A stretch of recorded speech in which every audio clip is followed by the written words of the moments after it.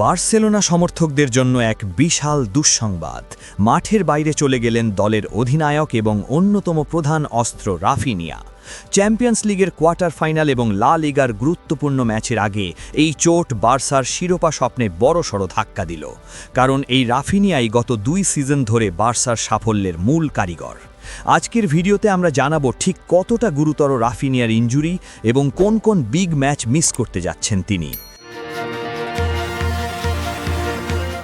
ঘটনাটি ঘটেছে গত বৃহস্পতিবার রাতে।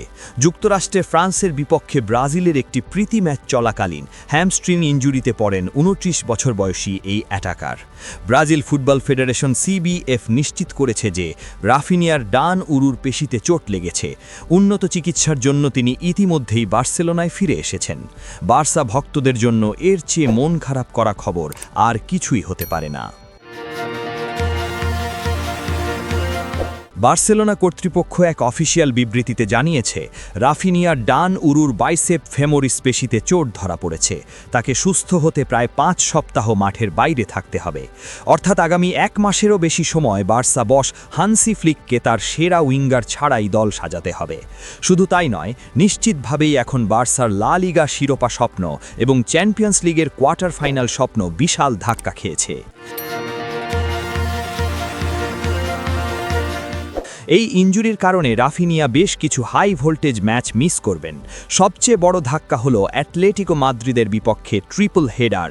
মাত্র 10 দিনের ব্যবধানে লা লিগা এবং চ্যাম্পিয়ন্স লিগের কোয়ার্টার ফাইনালে অ্যাটলেটিকোর বিপক্ষে 3টি ম্যাচ খেলবে বার্সা, যার একটিতেও রাফিনিয়াকে পাওয়া যাবে না।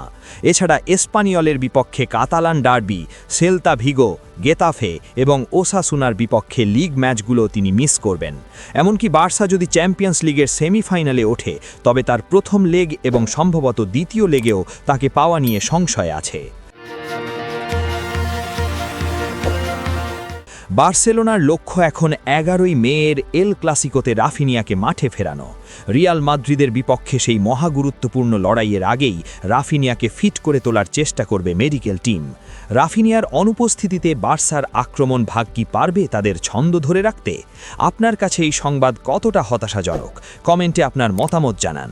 ভিডিওটি ভালো লাগলে লাইক দিন এবং ফুটবলের সব আপডেট পেতে সাবস্ক্রাইব করুন স্পোর্টস বাংলা আপডেট চ্যানেল।